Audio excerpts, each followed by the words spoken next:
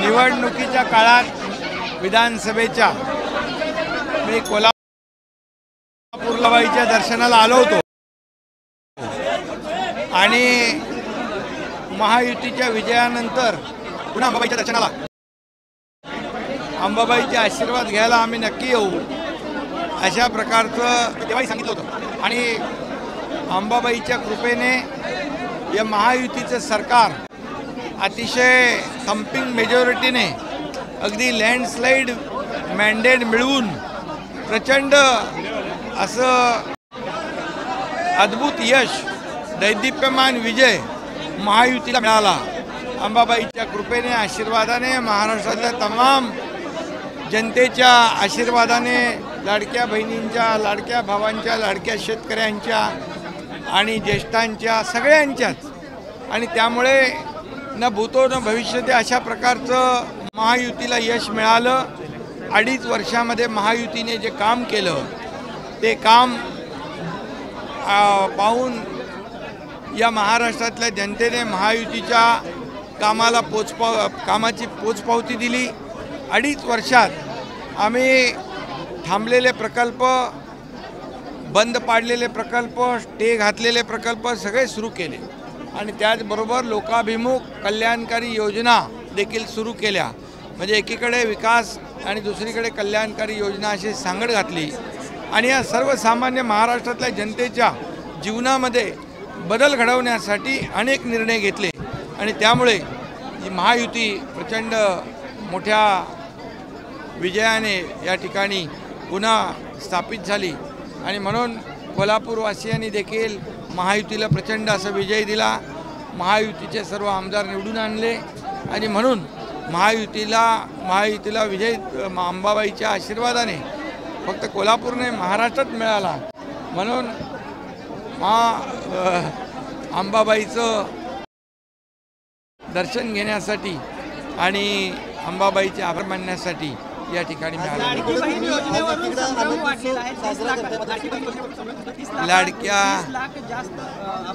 लाडक्या बहिणी ज्या पात्र लाडक्या बहिणी आहेत बिलकुल पात्र लाडक्या बहिणींची योजना कायम अशीच सुरू राहणार, त्यामध्ये कुठेही खंड पडणार नाही। महायुतीला एकीकडे यश दिलं असं सांगते, मात्र दुसरीकडे काँग्रेस अजूनही त्या ठिकाणी निवडणुकीवरती ॲक्शन घेते। आज देखील आंदोलन अनेक ठिकाणी झाली, कोल्हापुरात देखील आंदोलन। जेव्हा त्यांना विजय मिळतो तेव्हा EVM चांगलं असतं, त्यांना विजय मिळतो त्याला निवडणूक आयोग चांगला असतं, त्या ज्यांना विजय जेव्हा मिळतो तेव्हा हायकोर्ट सुप्रीम कोर्ट देखील चांगलं असतं। पण जेव्हा पराभूत होतात तेव्हा मग EVM खराब, EVMमध्ये दोष, याद्यांमध्ये दोष, निवडणूक आयोगावर आरोप आणि आमच्यावर आरोप। दुसरा त्यांना काय धंदा उरलेला आहे? त्यांना आता काय काम उरलं आहे का? विधानसभेचा विरोधी पक्ष नेता मिळवण्यासाठी जेवढे आमदार लागतात तेवढे आमदार देखील ते मिळवू शकले नाही। यावरून महाराष्ट्रातल्या जनतेने त्यांची जागा दाखवून दिलेली आहे आणि या महायुतीच्या फील्डवर काम करणाऱ्या सर्व शिलेदारांना विजयी केलेला आहे। घरी बसणाऱ्यांना कायमचं घरी बसवलेलं आहे।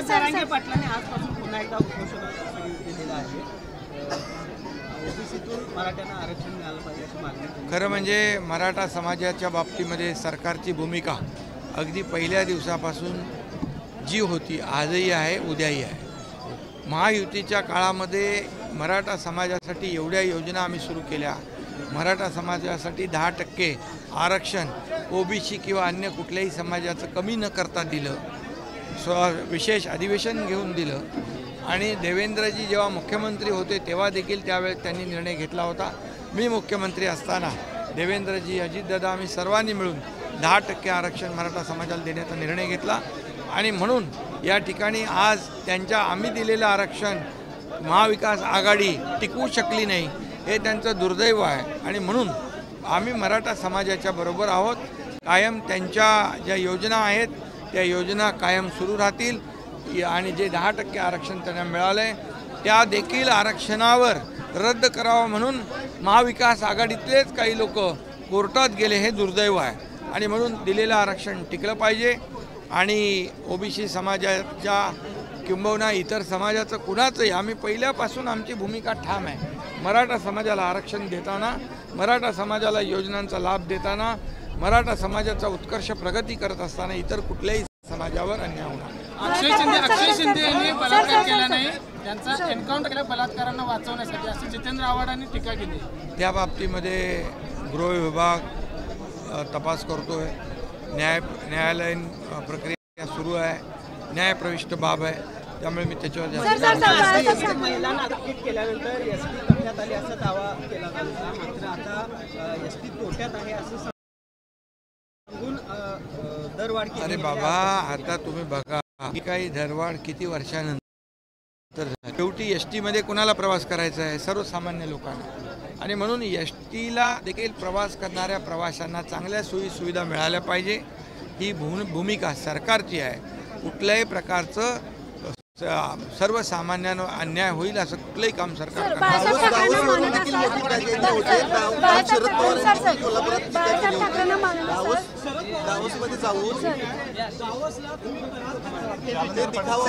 केवळ दिखावा होता.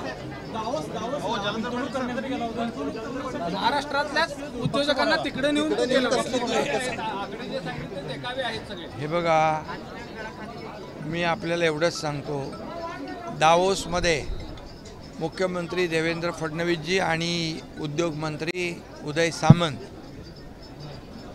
या दोघांच्या मार्गदर्शनाखाली या वर्षी अतिशय विक्रमी करारनामे झालेले आहेत. 15 लाख करोडपेक्षा जास्तीचे करारनामे झाले आणि लाखो लोकांना रोजगार मिळणार आहे.